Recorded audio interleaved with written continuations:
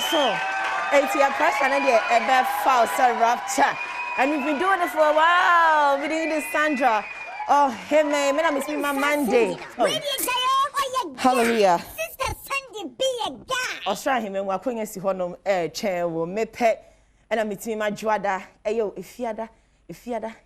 So I say every day, no entertainment. Ayo, nkwa. Sani kanwa. How se feju medie suni. Mama akwa ba shonko. Na ensemia echagwo. Ena yede ebre wo. Shane nsu krom ha. 2 days bia beef esene. 2 days bia Ghana beef esene. Na beef ne san ye hu ya. 2 days bia nsem hu kakra. 2 days bia kokonsa kakra. Oh, be the konkonsa. The fambo ne cheme. Obi amam ho sa me de me ho amerade. Na maya abodia foforo. Na nso Welbe Kofi Ampadu Sandra Kakpo Priscilla Anamai ma me boatema omu chiremu a ade a Chester Sunday die na ekọ. Me se ne hwan maba. Na asemu a mebebo si akoso a che. How many years kwa na asemu ekra akoso sa ansa na energy ho. Ka pa motivation. Me akra me hia obi motivate me. Enti since you see afi mu free January year February mu. Wonye so baby bu for motivational speaker. Me. Bra, ade a che me kwa me po obi a hye me nkran. Enti wonye hwe yetena ho. Wonye hwe yetena ho na me kansam no ate. Na Agya Koo chiremu a nkofo bi adi na wu. Wei ena nka nsuma nkwala no ha se a esan so makwado live band na kama mama to change be adi ma wo. Change be adi ma wo. Change me adi ma wo. Ajay Agya Koo na eka entimu nkotie ni a wo ka no emra. 3 cartons of Guinness amana no on start show. Eso omo anim se me no mansa. Wow. Adwuma na start na se nipa nan a. Ni amamo call radio we so. Mi ensa na mo kwa ha. Mienu ana we kwa. Enti ubie radio nti a ye bo Agya Koo di.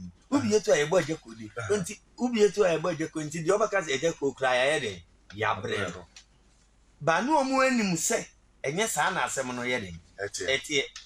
Eni ese nka industry no nka asabio nka me ne ma bebere wo. Enye sa na tie. Ana obi biela su nu wi ase asabre yesi ni ade no. Wanti me on kase bia sabi wakwasi obabi na wo se me pema sabi embre biasa. Otu open no. Yo no kanu. Na se me pe ba se eduma na me ni yi ma free ho no maba eno no hu ni se me ba location on man che Kwakumenu ne low way. Why not discover the first? Kwakumenu ye nipa oba me nche. Okay. Bia me so ye se abanti bia ba na o se wa na obi do achi nti kwakumenu de me di ni di mechi kra kakra bo ban ni ade ansa o kachem so pesu di mechi nti oh nice kwadwo de I'm saying I'm on location be okay na madam for panic producer ye Jackson Kevin to na say or the two men say nipa yes so obey had you know person ka ma on ni play ru and I'm so why not ye man mra okay obi amra ye de adwuma ni ye mu ne ye hwehwe okay one day she dan ne go ni din chem na kwadwo de Ladies and gentlemen, there is going to be a starting fight.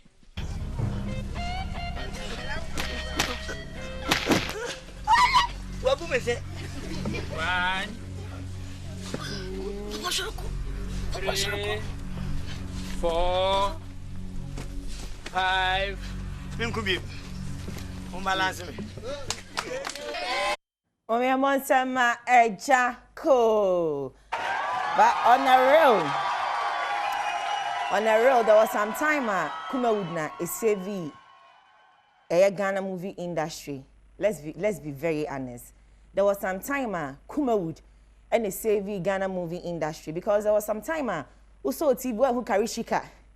King of the Lucifer, King of darkness. Where who Nigeria is Kaba, I know Nasifona. Na Ghana from na era. Into a mona ho. Big shout outs Nkoma Paul G production.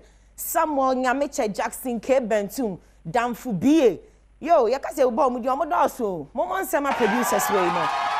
Almost almost up on cannot edge industry. So I say, nay, Agya Koo, baby, I done a presenters out, baby, now so say, my Yadamasi, baby, what's it, baby, na, fana, who your moya, but I say, you credit into no, you're the bed, you're but Monya wild, not Mon come boom, not say Agya Koo na, Mobasa fan, Bibia, Mommy, and daddy. What talent today? I made them move. It's no so be a sabotage. I still believe, say, you can do something for Ghana. It's your chairman of